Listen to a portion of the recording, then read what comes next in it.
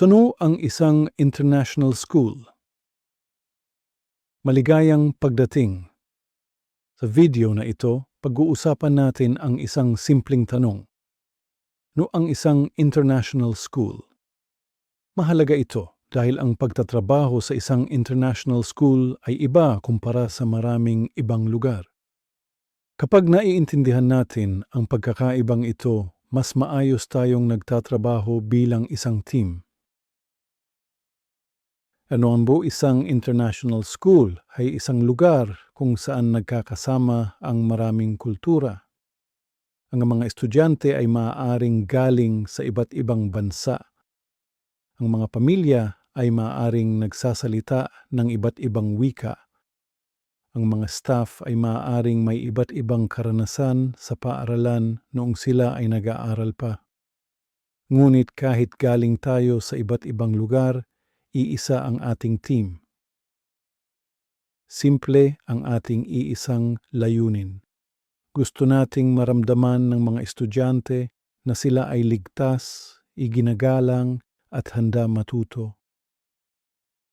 Sa maraming paaralan sa mundo, ang pagkatuto ay mukhang mahigpit. Sinasabi ng mga matatanda kung ano ang gagawin. Nakikinig ang mga estudyante. Umuulit sila. Sumusunod sila sa mga patakaran ng walang tanong.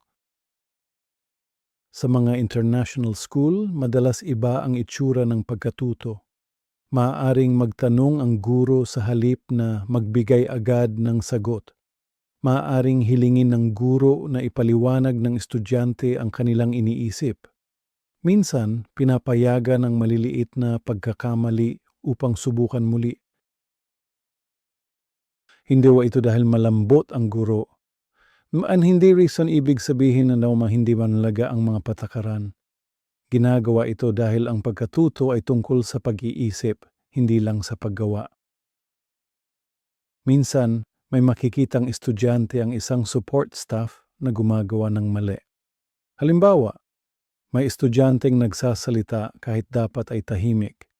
May estudyanteng hindi agad sumusunod sa instructions. May estudyanteng maling nakaupo o hindi nagtatrabaho. Sa maraming lugar, karaniwan ang ganitong reaksyon. Sawayin ng estudyante. Maging mahigpit. Itigil agad ang ugali. Ngunit, sa isang international school, maaaring iba ang gawin ng guro. Maaaring lumapit siya ng mahinahon. Maaaring magtanong siya. Maaaring sabihin niya, "Ano ang ginagawa mo ngayon?" O, "Ano ang dapat mong ginagawa sa ngayon?"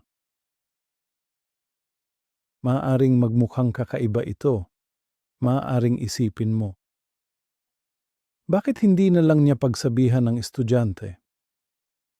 Simple lang ang dahilan. Tinutulungan ng guro ang estudyante na mag-isip, hindi lang sumunod. Bilang support staff, napakahalaga ng iyong papel. Tinutulungan mong gawin ang kapaligiran kung saan maaaring maganap ang pagkatuto. Ibig sabihin nito ay pananatiling kalmado, pagiging magalang at may respeto, pagsuporta sa paraan ng guro.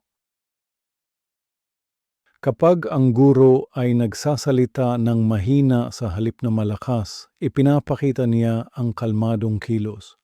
Kapag nagtatanong ang guro sa halip na mag-utos, tinuturuan niya ang mga estudyante ng responsibilidad. Hindi ibig sabihin nito na walang patakaran. Ibig sabihin, ang mga patakaran ay itinuturo, hindi lang ipinapatupad. Narito ang ilang simpleng bagay na nakakatulong sa isang international school. Gawin. Gumamit ng kalmadong boses. Maging magalang at may respeto. Bigyan ng oras ang estudyante na sumagot. Sundin ang paraan ng guro.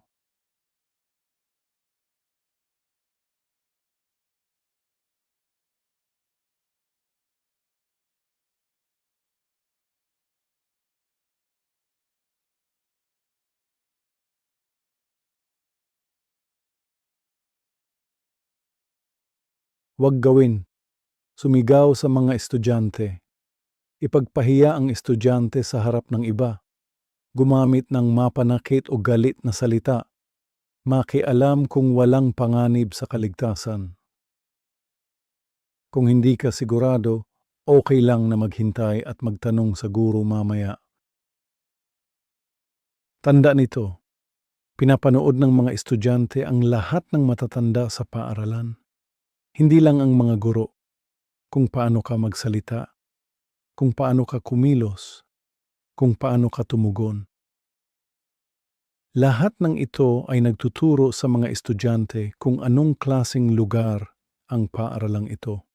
Kapag ang mga matatanda ay nagtatrabaho ng mahinahon, nararamdaman ng mga estudyante na sila ay ligtas. Kapag ligtas ang pakiramdam ng mga estudyante, mas madali silang matuto. Ang isang international school ay pinagsasama ang maraming tao. Iba't ibang wika, iba't ibang kultura, iba't ibang karanasan, ngunit iisa ang layunin. Galing man tayo sa iba't ibang lugar, iisa ang ating team. Kapag ikaw ay kumikilos ng may kabutihan at respeto, nararamdaman ng mga estudyante na sila ay ligtas. At kapag ligtas ang pakiramdam ng mga estudyante, nagaganap ang pagkatuto. Maraming salamat sa pagiging bahagi ng team na ito.